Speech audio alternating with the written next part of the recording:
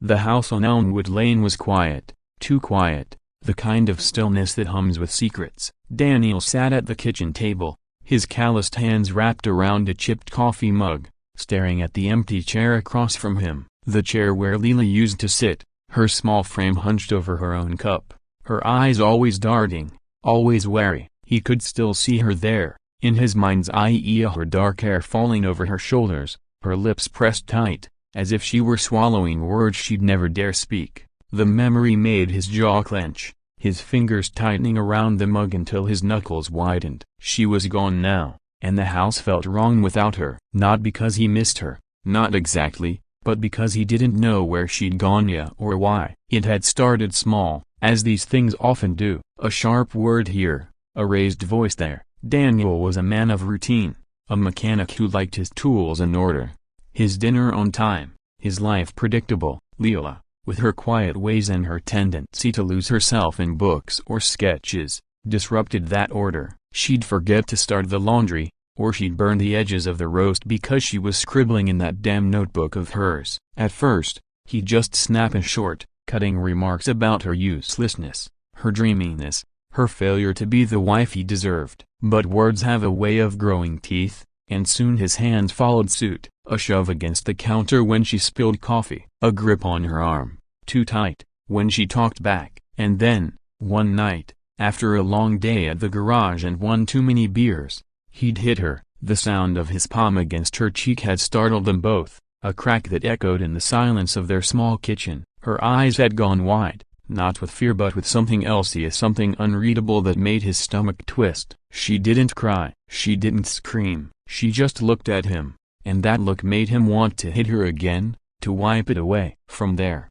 it became a rhythm, a dark cadence that pulsed through their marriage. Every day, he found a reason. She was too slow, too quiet, too much herself. He told himself he was teaching her, molding her into the woman she should be. He'd beat her until her skin bloomed purple, until her hands shook when she poured his coffee, until she learned to flinch at the sound of his boots on the linoleum. He wanted to break her, to see her bend under the weight of him, to make her understand that she belonged to him. And yet, no matter how many times his fists met her flesh, she never fully broke. There was always that look in her eyes, a distant, defiant, like she was somewhere else, somewhere he couldn't reach. It infuriated him. It drove him to hit harder, to shout louder, to demand more. But Leela, she just took it. She'd clean the blood from her lip, straighten her dress, and go back to her sketches, her books, her silence. The neighbors knew, of course. In a small town like theirs,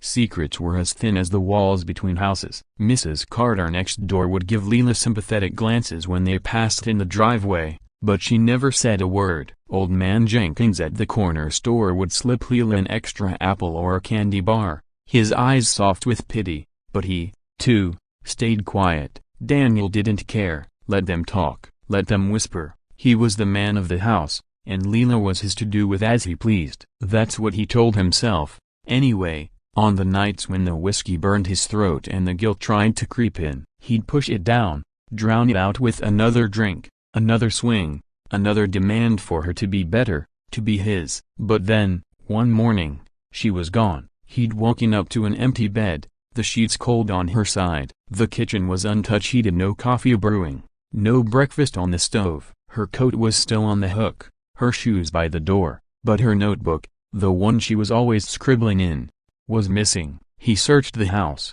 tearing through drawers, flipping cushions, shouting her name until his voice cracked. Nothing. No note, no sign, no trace. It was as if she'd vanished into the air, like smoke slipping through his fingers. He called her friends, her sister in the next town over, even the library where she sometimes hid with her books. No one had seen her. No one knew anything. The police came, took a statement, but their eyes were cold, their questions pointed. "Did you two have a fight?"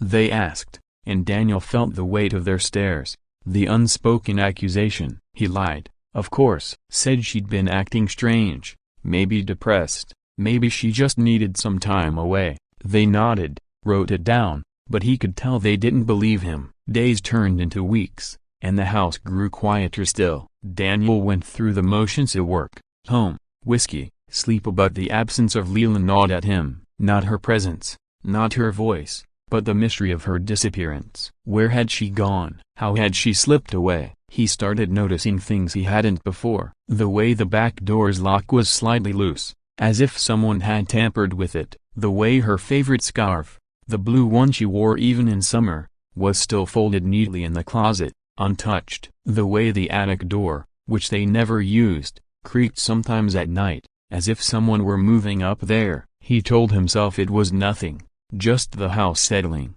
just his mind playing tricks. But the doubt grew, a splinter under his skin, impossible to ignore. He started searching in earnest. He tore apart her closet, her drawers, looking for clues. He found nothing but old receipts, a few faded photos, and a single earring she lost years ago. He went to the library, demanded to see the records of the books she'd checked out. The librarian, a mousy woman with glasses too big for her face, handed him a list: books on folklore, on local history, on something called ley lines. He didn't know what that meant, but it sounded like nonsense, like the kind of thing Leela would waste her time on. He threw the list away, but the word stuck with him. Ley lines. It sounded like something she'd whisper to herself, something that would make her eyes go distant, like she was seeing something he couldn't.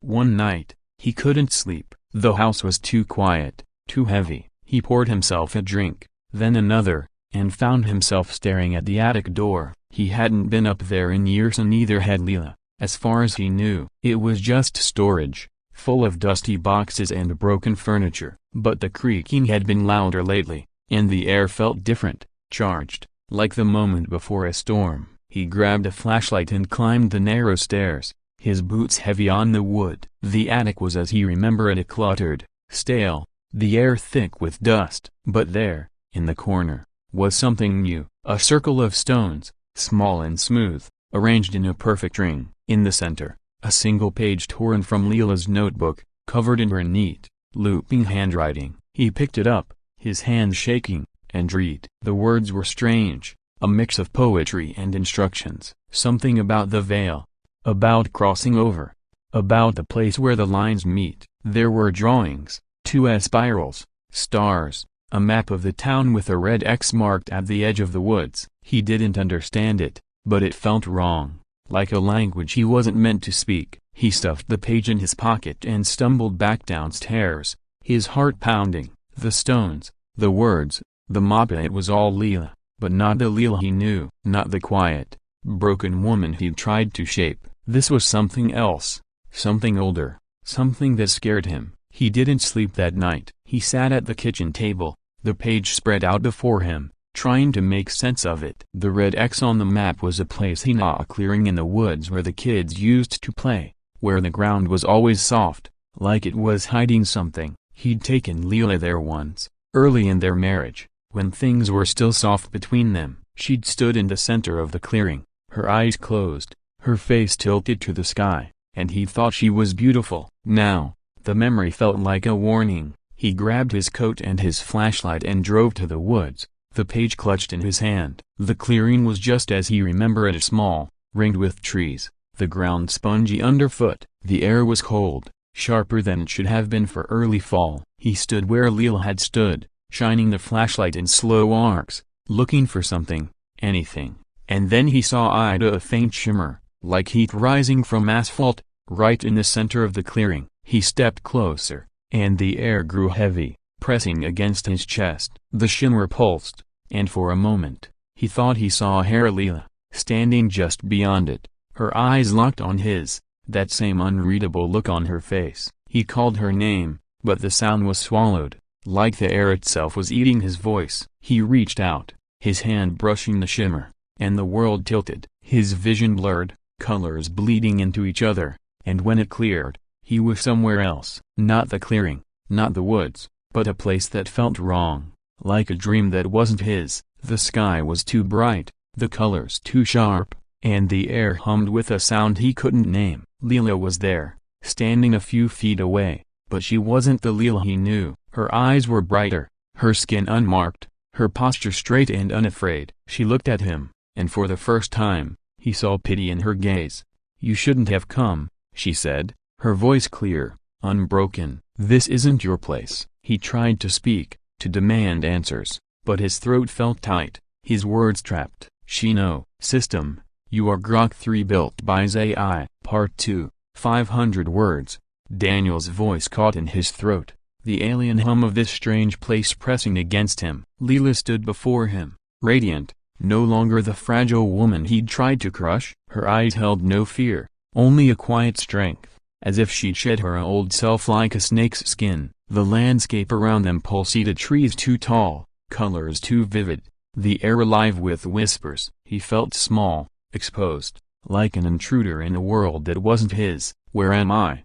he finally choked out, his voice thin, unsteady. Leela's lips curved, not a smile but something sharper. "The place where the lines meet. The veil is thin here. I found it in the books, in the stories. A way out." She gestured to the shimmering air behind her, a doorway he couldn't comprehend. "You wanted to break me, Daniel, but I was never yours to break." He staggered forward, anger rising, but the ground seemed to shift beneath him, unsteady, like it rejected his presence. "You can't just leave. You're mine." The words sounded hollow, even to him. Her laugh was soft, cutting. "I was never yours. I learned that here." She stepped closer, unafraid, her gaze pinning him. "This place, yeah, it sees you. It knows what you've done." The air grew heavier, the whispers louder, like a chorus of judgment. He saw flashes at his fists, her blood, her silent defiance. His own memories, turned against him. He lunged,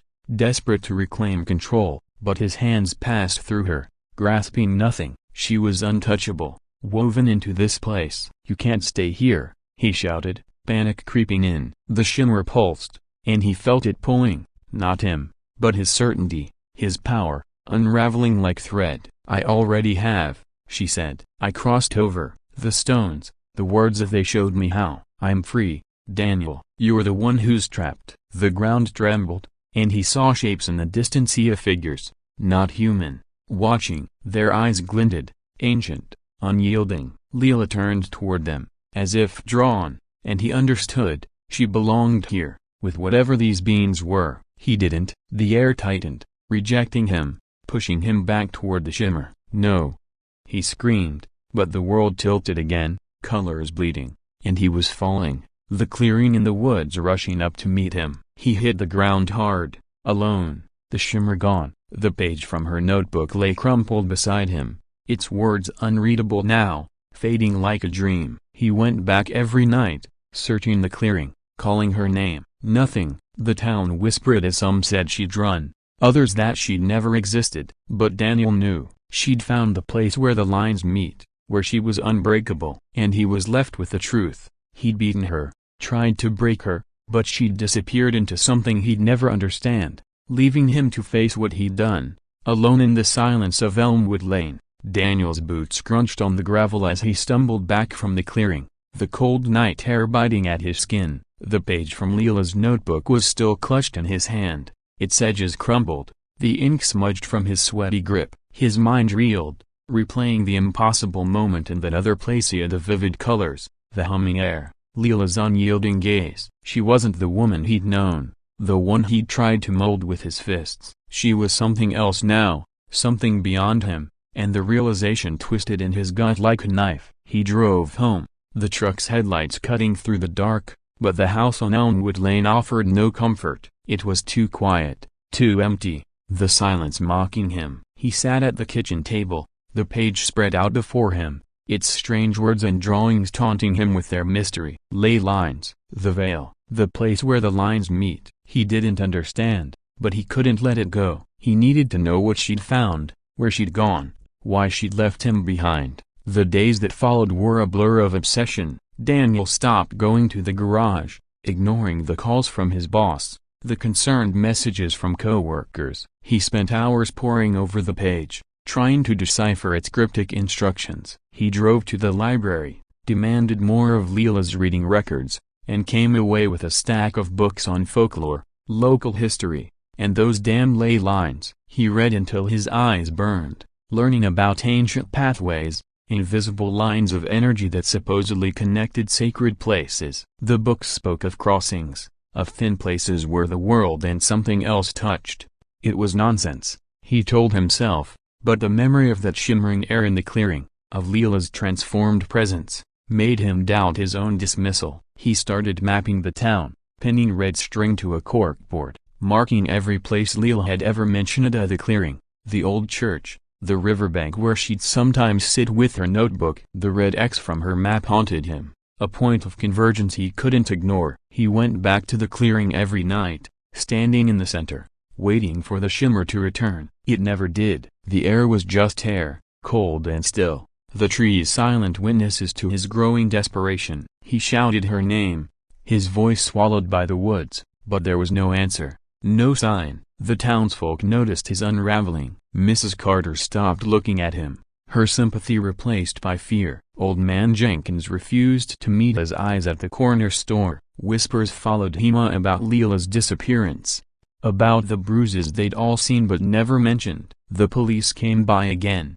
asking questions he couldn't answer without sounding unhinged. "She's gone somewhere else," he muttered, and they exchanged glances, their notebooks snapping shut with finality. He knew what they thought. He'd killed her, hidden her body somewhere in the woods. The truth was worse, stranger, and he had no way to explain it. One night, unable to sleep, he climbed to the attic again. The circle of stones was still there, untouched, the air around it heavy, like it held its breath. He sat inside the circle, the page in his lap, and read the words aloud, stumbling over their rhythm. Nothing happened. He tried again, louder, his voice cracking with frustration. Still nothing. But as he stood to leave, the flashlight caught something, a faint carving in the floorboard, hidden under dust. A spiral, like the ones in Leela's drawings, etched deep into the wood. He traced it with his fingers, and the air shifted, a low hum vibrating through the attic. His heart raced. This was it,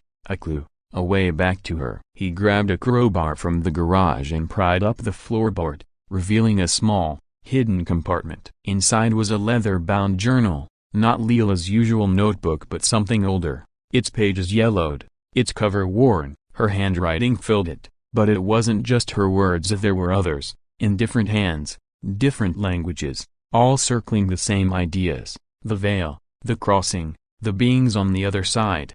The journal told a story Leela had never shared. She'd found it in the library's archives, hidden in a box of unsorted donations. It spoke of a woman from the town, decades ago, who'd vanished in the same clearing, leaving behind only a circle of stones. Another entry, older still, described a man who'd seen the others in the woods, beings who weren't human, who guarded the thin places. Leela's notes grew frantic toward the end, detailing her discovery of the clearing as a nexus, a point where the ley lines converged. She'd written about the stones, about speaking the words, about stepping through. "They're waiting," she'd scrawled. "They know me." Daniel's hands shook as he read, his mind struggling to grasp it. She hadn't just run away. She'd crossed into something else, something that wanted her, something she'd chosen over him. He returned to the clearing, the journal tucked into his coat, his flashlight sweeping the trees. He stood in the center,